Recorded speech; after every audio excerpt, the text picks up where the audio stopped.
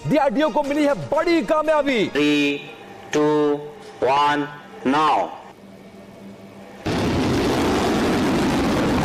तो भारत के रक्षा अनुसंधान और विकास संगठन ने इतिहास रच दिया है। डीआरडीओ ने आज की सबसे बड़ी और सबसे गर्व की खबर है, क्योंकि भारत ने उतार दी है ऐसी मिसाइल जिसकी रफ्तार आवाज से भी 5 गुना तेज है। अब भारत की जानिब से जिस तरह की एक्सपेक्टेशंस थी वही किया गया है।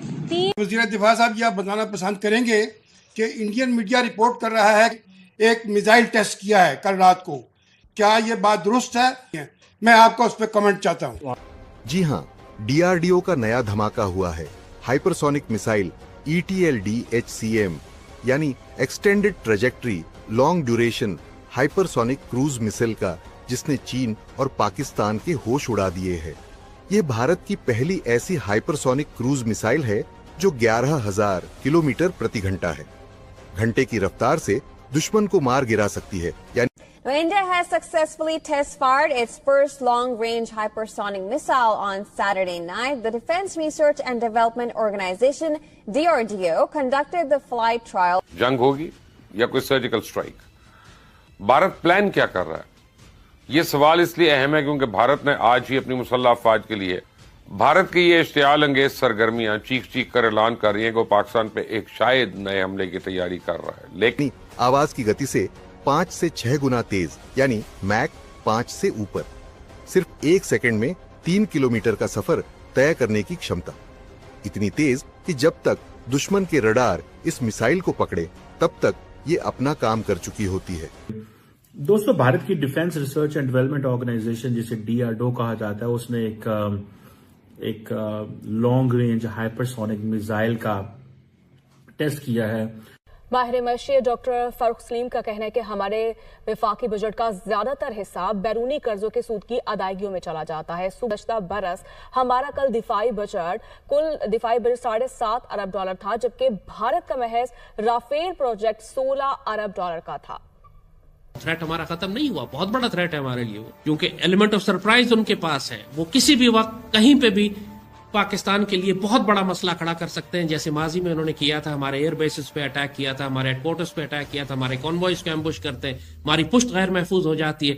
लेकिन बहरहाल वो एक जंग है कि जो हम लड़ रहे हैं, और अल्लाह के फन आर्मी बहरहाल अब ये रियलाइज करती है कि मशरक की जानिब से नरेंद्र मोदी, इंडिया, इनके हिंदू जायनिस्ट अखंड भारत बनाने के लिए किसी भी वक्त पाकिस्तान में दाखिल हो सकते हैं। तो weapon acquisition, training, exercises, modernisation, ये भी पाकिस्तान आर्मी में हो रही है।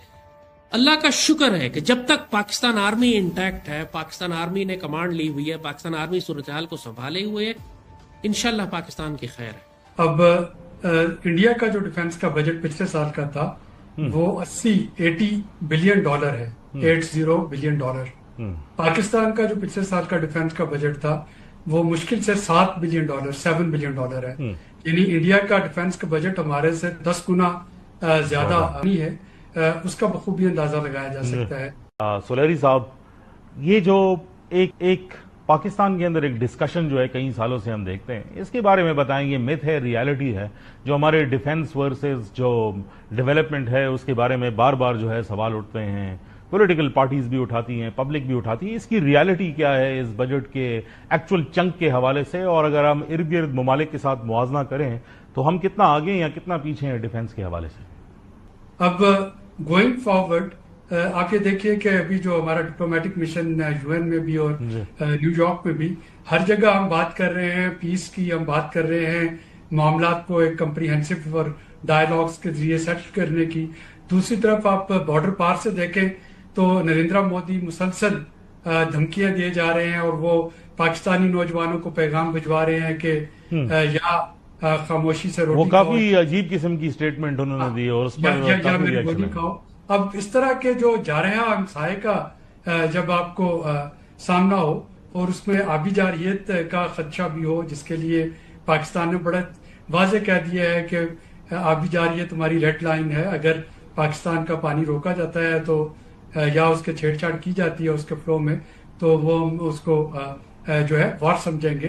तो उसमें पाकिस्तान का तैयार होना और तैयार रहना बहुत इंपॉर्टेंट है, और यही वजह है कि जमीन पर लौट रहे हैं उल्टे ट्रंप के आगे जाके कि किसी तरफ इमरान को जेल से बाहर निकाले, फिर एक तरफ कहते हैं एब्सोल्युटली नॉट। तो हमने कहा था बेगैरत लोग पाकिस्तान को शाम, इराक और लिबिया बनाना चाहते हैं। ये बता जाएगी, पता नहीं, ये पागल लोग हैं। ये तोहमात के ऊपर तो सारी जिंदगी चलते रहते हैं हर वक्त, मगर इनके तोहमात की वजह से, इनके वसवसों की वजह से अल्लाह ने हमें वक्त दे दिया है कि हम तैयारी कर लें। पाकिस्तानी कौम को ये बात बहुत अच्छी तरह समझ लेनी चाहिए कि पूरी मुसलमान दुनिया के लिए ये बोनस टाइम चल रहा है। अगर आप तैयारी नहीं करेंगे, समझेंगे नहीं, फिर दास्तान भी आपकी नहीं होगी दास्तानों में। इकबाल बाबा ने जो कहा था कि तेरी बर्बादी के मशवरे हैं आसमानों में, बिल्कुल मुसलमान दुनिया के साथ इस वक्त यही हाल चल रहा है। और ख़ासतौर पर चूंकि ये बात हम पाकिस्तान के मुसलमानों से कर रहे हैं, पाक फौज से कर रहे हैं, बहुत अच्छी तरह समझ लीजिए कि इस वक्त पाकिस्तानी कौम की जो हालत है, हम इस काबिल नहीं हैं कि हम गजा जैसी किसी जंग को या सीरिया जैसी किसी जंग को बर्दाश्त कर सकें। भारत ने अगर हम पर हमला किया तो हमारी कौम बहुत बुरी तरह मारी जाएगी। अगर आप उसकी ओरिजिन एंड डेवलपमेंट से देखना शुरू करें तो उनके पास बैलिस्टिक मिसाइल हैं, क्रूज मिसाइल हैं, टैक्टिकल मिसाइल हैं। फिर देन उन्होंने ये भी इस पर भी काम किया है। सो ये स्टार्टिंग फ्रॉम बैलिस्टिक मिसाइल और दूसरा cruise missile, surface to air missile, even के एंटी टैंक गाइडेड मिसाइल्स भी हैं, एंटी शिप मिसाइल्स भी हैं, एंटी सैटेलाइट मिसाइल्स भी भारत के पास हैं।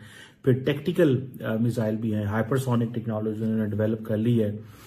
सो पाकिस्तान के पास ऐसा कुछ भी नहीं है। बाय द वे मैं आपको बताऊं, जो पाकिस्तान के पास हाइपरसोनिक टेक्नोलॉजी है, if I am not wrong, तो 2800 किलोमीटर से थोड़ी ज्यादा है, 2850 किलोमीटर। इंडियंस, चाइनीज भी जो है, जब उनको महसूस हुआ कि अमेरिकन भी जो है ना स्पेस को वेपनाइज करते हैं, हमारे जैसे मुल्क, जो पाकिस्तान जैसे मुल्क हैं, जो सिर्फ अपने डिफेंस पे बात करते हैं, कोई लंबा चौड़ा, they don't do it for the Prestige purposes, तो वो इस पे कोई ऐसे वो नहीं बात करते, वो खामोश रहते हैं। क्योंकि हमें पता है कि अगर हमने ये किया तो हमारे लिए नुकसान होगा। और नुकसान क्या होगा कि हमारे ऊपर सैंक्शंस लग जाएंगे।